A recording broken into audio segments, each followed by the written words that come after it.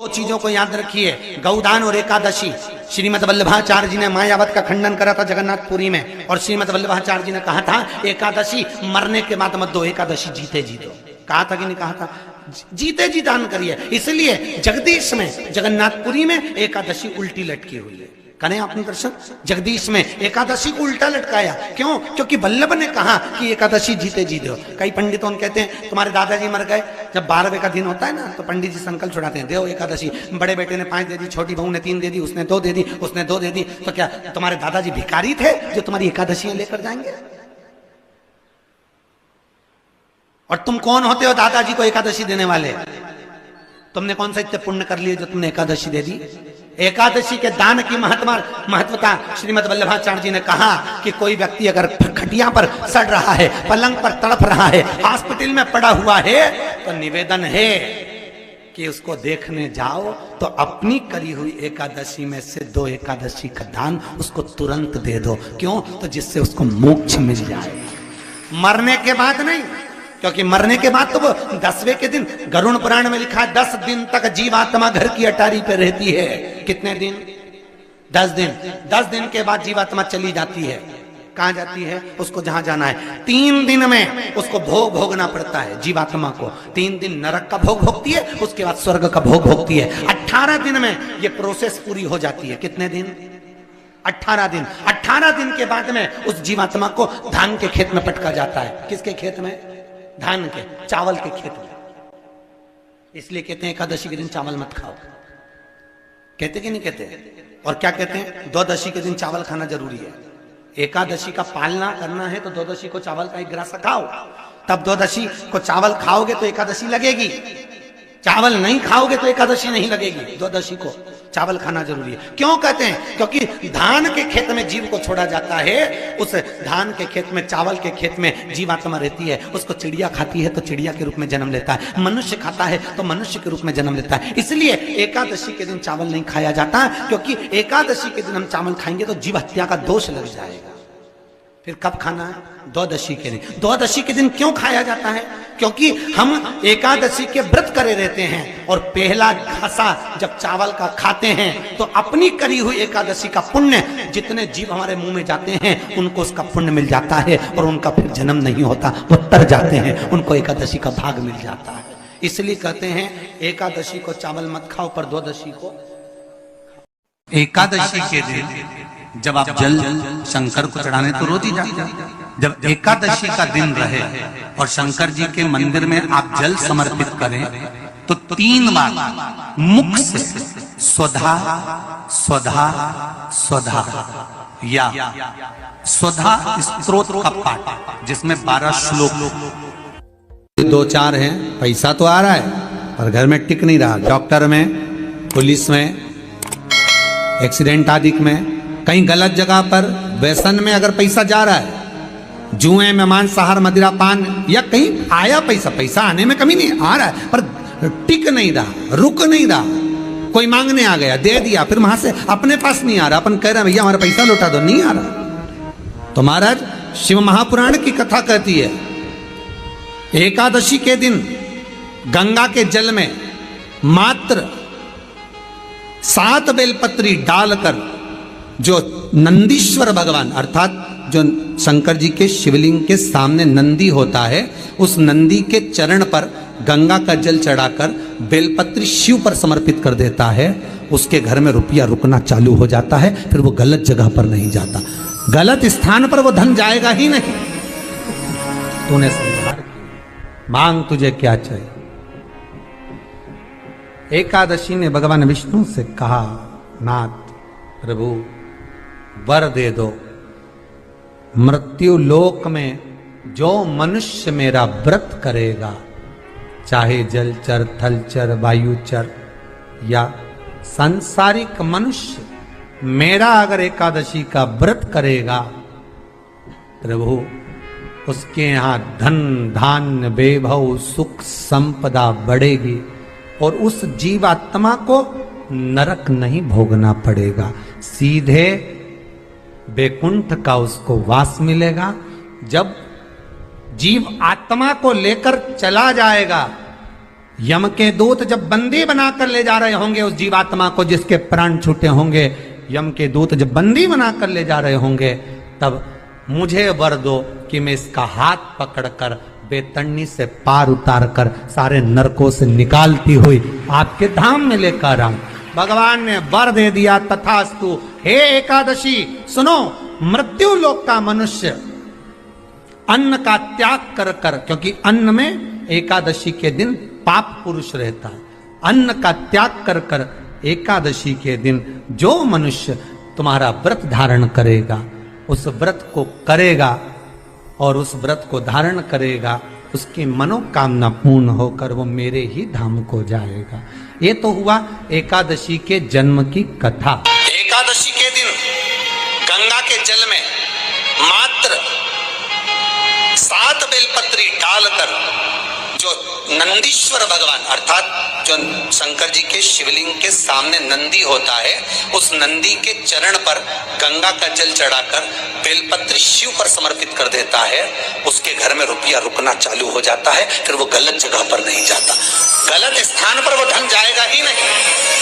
बेटा अगर व्यसन में पड़ा हुआ है, मदिरापान में पड़ा हुआ है, मांसाहार में, जुए आदि में जा रहा है, तुम्हें लग रहा है कि मेरा बेटा गलत मार्ग पर जा रहा है, ये मित्र दोस्ती गलत हो रही है, वो सही जगह पर आ जाए। करना है एकादशी।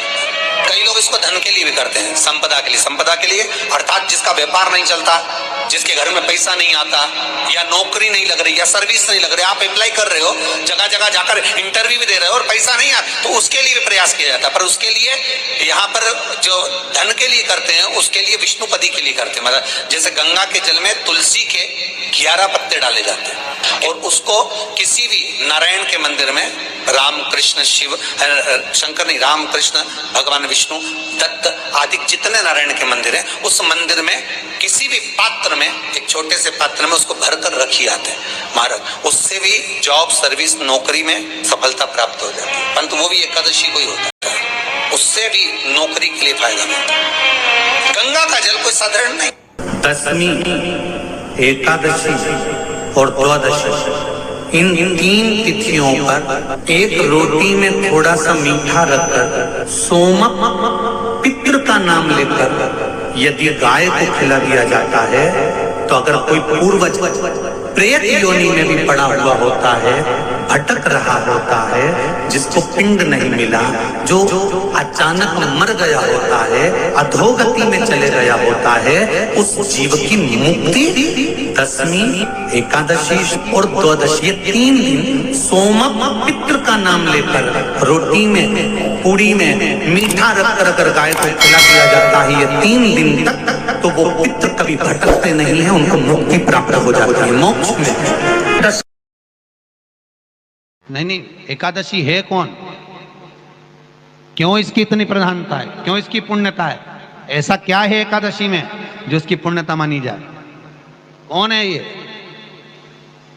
जो भगवान नारायण तक एकादशी का व्रत करते हैं? सुभद्रा जी को भगवान जगन्नाथ ने, जगदीश ने एकादशी का व्रत कराया था। बद्रीनारायण भगवान को माता लक्ष्मी ने एकादशी का व्रत कराया था। क्यों? चंद्रायण एकादशी व्रत की माता। एकादशी है कौन? तो कहा जिसको व्रत करने पर भगवान नारायण भी जिसका व्रत करते हो, भगवान माता लक्ष्मी जिसका व्रत करती हो, वो एकादशी है कौन? तो शास्त्र वर्णन करता है महाराज, स्कंद पुराण का सुंदर चातुर्मास्य खंड के अंतर्गत वर्णन आया है महाराज। एक बार भगवान विष्णु आनंद में विराजमान थे, पद्मावती और माता लक्ष्मी दोनों उनके पास में विराजी हुई थी। भगवान लक्ष्मी और पद्मावती दोनों बैठी, एक सिर के पास, एक चरण के पास। कुछ समय बाद वहीं पर ब्रह्मदेव का आगमन हुआ और ब्रह्मा जी आगमन पाकर भगवान नारायण पद्मावती से लगकर उठे और उठकर लक्ष्मी की ओर झुके। झुकने पर इन तीनों के समागम से भगवान नारायण के हृदय चित्त से एक कन्या प्रकट हो गई। उस कन्या का नाम एका था। क्या नाम था? एका।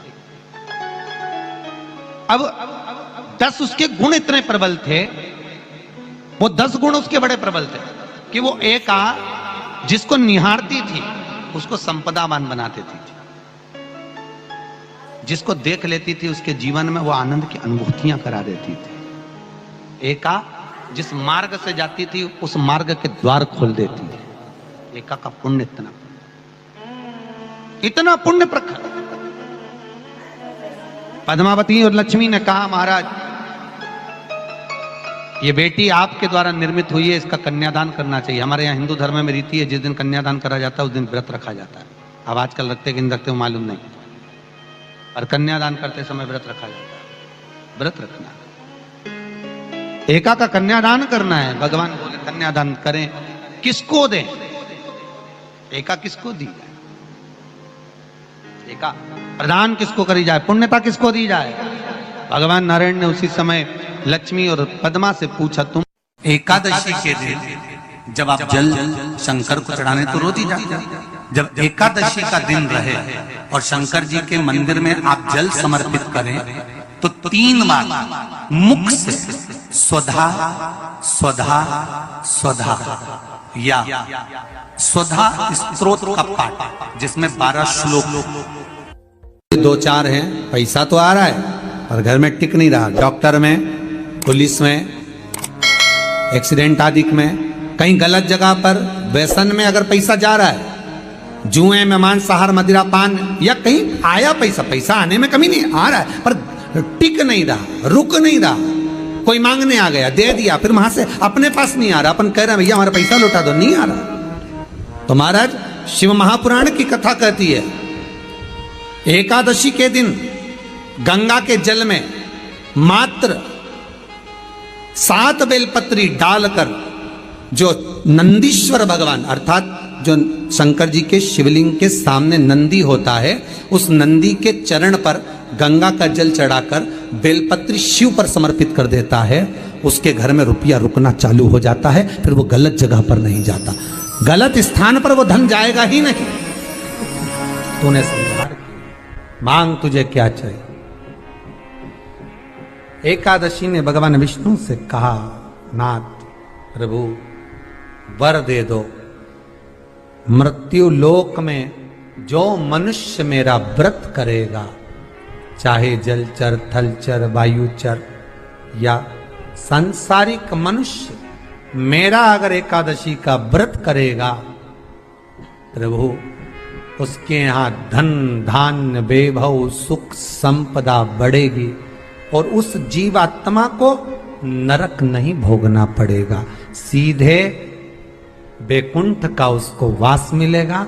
जब जीव आत्मा को लेकर चला जाएगा, यम के दूत जब बंदी बनाकर ले जा रहे होंगे उस जीवात्मा को जिसके प्राण छूटे होंगे, यम के दूत जब बंदी बनाकर ले जा रहे होंगे, तब मुझे वर दो कि मैं इसका हाथ पकड़कर बेतन्नी से पार उतार कर सारे नरकों से निकालती हुई आपके धाम में लेकर आऊं।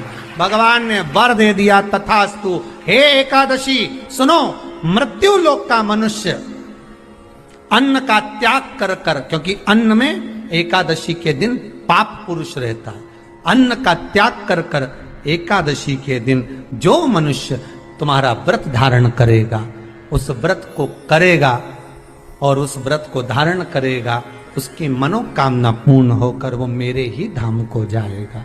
ये तो हुआ एकादशी के जन्म की कथा।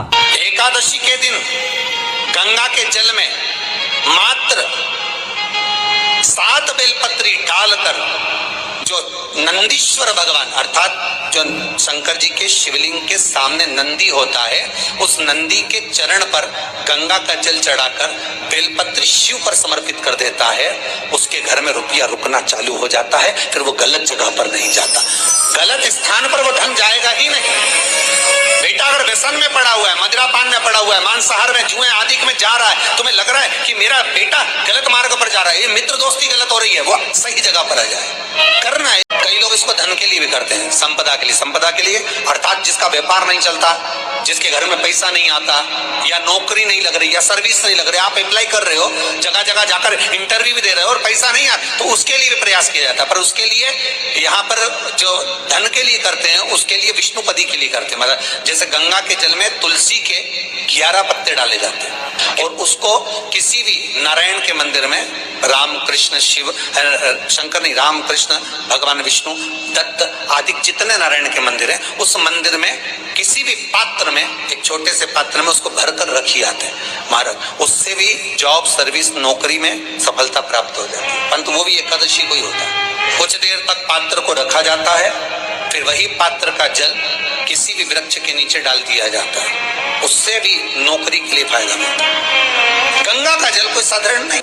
दशमी, एकादशी और द्वादशी, इन तीन तिथियों पर एक रोटी में थोड़ा सा मीठा रखकर सोमक पितृ का नाम लेकर यदि गाय को खिला दिया जाता है, तो अगर कोई पूर्वज प्रेत योनि में भी पड़ा हुआ होता है, भटक रहा होता है, जिसको पिंड नहीं मिला, जो अचानक मर गया होता है, अधोगति में चले गया होता है, उस जीव की मुक्ति दशमी, एकादशी और द्वादशी, ये 3 दिन सोमक पितृ का नाम लेकर रोटी में, पूड़ी में मीठा रखकर अगर गाय को खिला दिया जाता है, ये 3 दिन तक, तो वो पितृ कभी भटकते नहीं है, उनको मुक्ति प्राप्त हो जाती है, मोक्ष में।